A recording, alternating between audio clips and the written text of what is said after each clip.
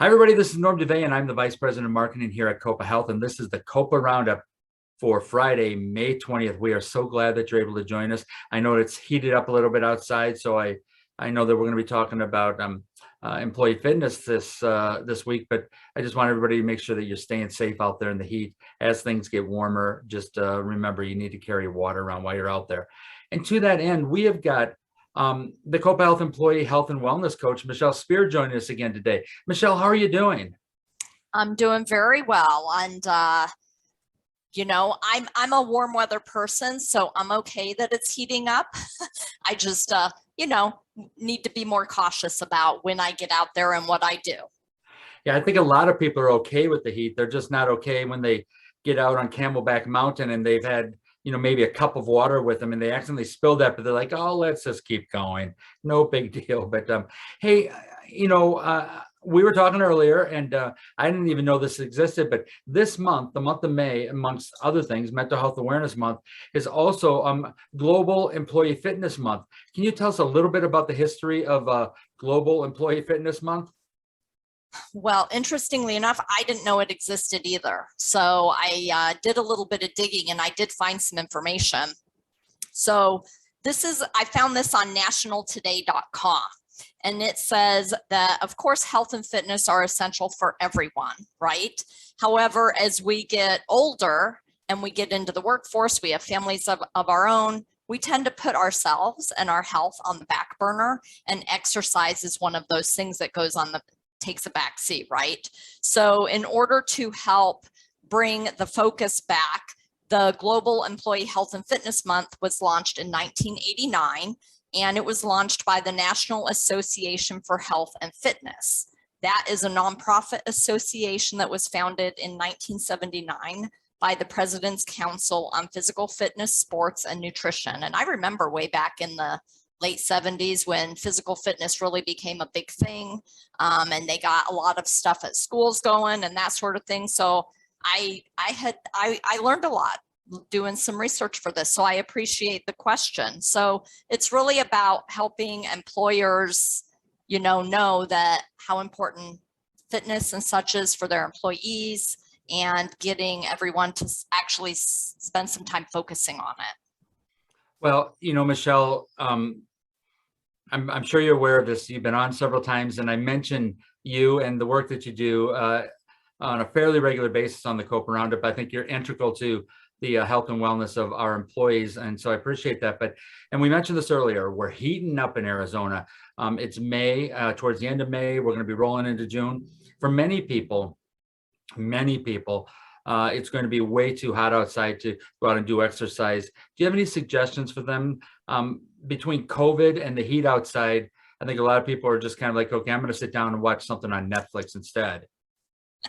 Yeah, you're absolutely right. But hopefully people have binged as much as they can binge on Netflix and Amazon Prime, and they're ready to get off the couch. So, when it comes to the heat and that sort of thing, first and foremost, people need to know their limitations, know how their body responds to the heat. Some of us have, like myself, a higher heat tolerance than others. So that's the first thing, is just know your limits. There's plenty of YouTube videos, there's gyms that are very affordable, that sort of thing. So if you just can't do the heat, do indoors, right? And even if it's watching TV and doing stuff during the commercials or something like that, or every 15 minutes pausing and doing something, that's the thing to do. But for those of us that do still like to get outdoors, exercise in the early morning or even later in the evening after dinner, when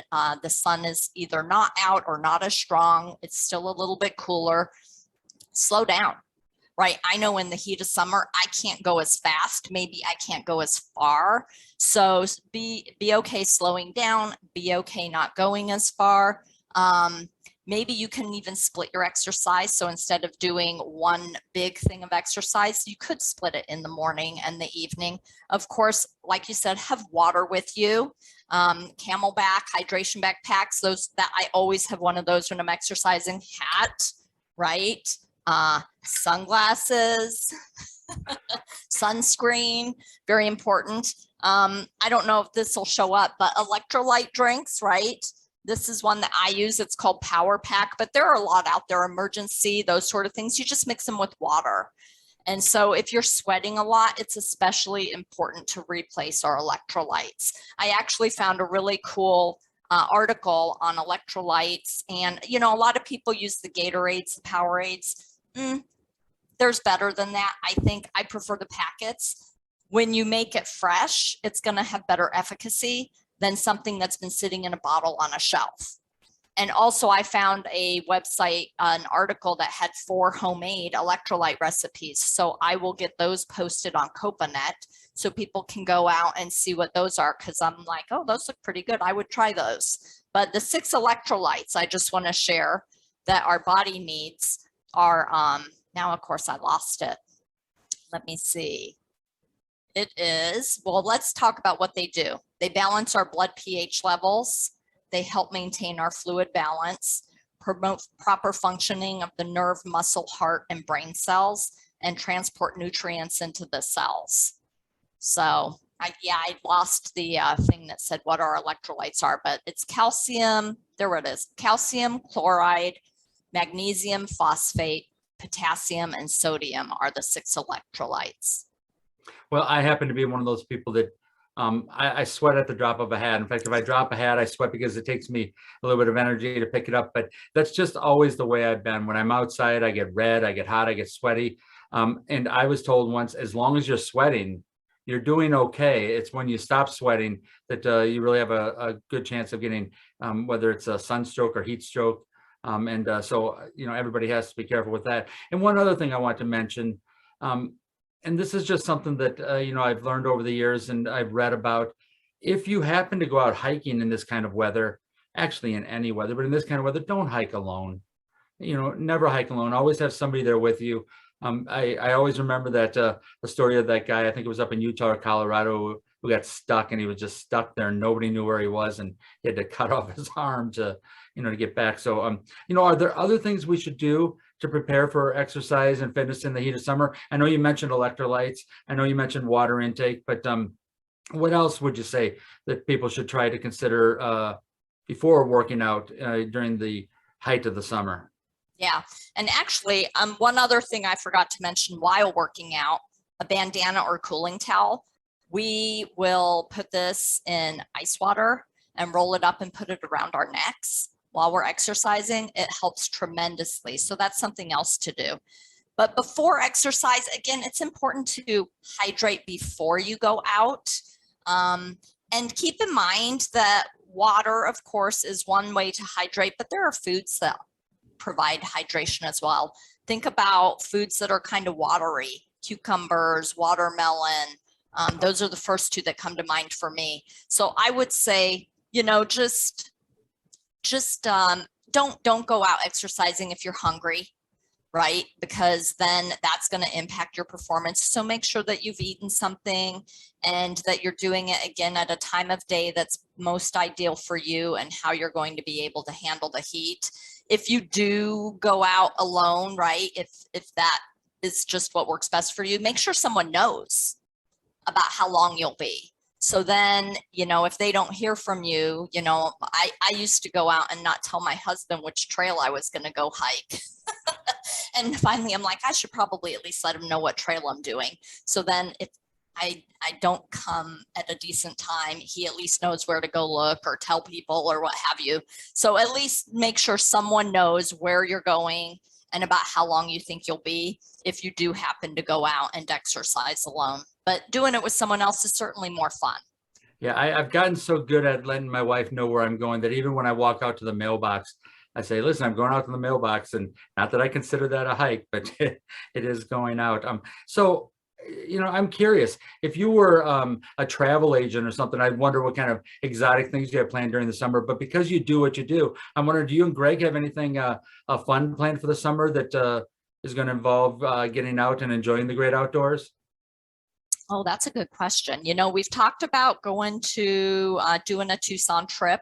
So we'll probably go down to Tucson. That's really all that we've kind of talked about. We do actually have it's not until October we are doing the Pedal to Petrified event, which is a bike ride through the petrified forest. But that's up north and it'll be a little bit cooler. So that's kind of all we have planned at this moment, but I'm sure something else will pop up. Well, I will put a bug in everybody's ear who's really looking for something enjoyable outdoors and in a cooler climate. The San Francisco Peaks, there's up by Schultz Pass, there is a couple great trails that take you up. You have to drive halfway up the mountain, so you probably need a car or a truck that's going to be able to get you halfway up the mountain, but there's a nice camping area. Then go up there. There's beautiful aspen trees and some of the best hikes I've ever done are up there. But, you know, Michele, thank you so much for being with us today. It was so great seeing you as always. Well, thanks, Norman. You bring up a good point. You know, there's so much to offer in the state of Arizona. Just go up north, Sedona, Flagstaff, and you'll get cooler weather where you can be outdoors and enjoy that, get some sunshine. Well, maybe like we do with recipes every once in a while, where we'll put together a recipe book. Maybe we'll put together a great ideas book for, you know, exercise during the summer. And I will work with Linda and you to put that together. But appreciate you being with us. Everybody, that is our Copa Roundup for this week, ending Friday, May 20th. We are rolling towards Memorial Day, and we're so excited about that. Hey, next week, we have a good friend of mine, Dr. Michael Franzak, who's going to be joining with us. I've known Mike for many, many years, and he's always so fun to speak to. And he's going to be talking to us about the fact that May is Mental Health Awareness Month. We're coming towards the end of it, but really, we don't want to leave May and start thinking, okay, now we don't have to worry about our mental health or anybody else's. So join us next week for Dr. Franzak. He is the director of our population health management here at Copa Health, and we're looking forward to seeing to him. Until then, everybody, listen, make sure you take care of yourself. If you haven't gotten vaccinated, get out there, get the COVID vaccination. I'm getting requests all the time from the state to go out and get my booster, which I've already gotten 2 boosters. And also, you know, pay attention if you haven't gotten the flu shot or something like that, get out there and get it. It's just so important. So until next week, everybody, take care, and we'll see you then.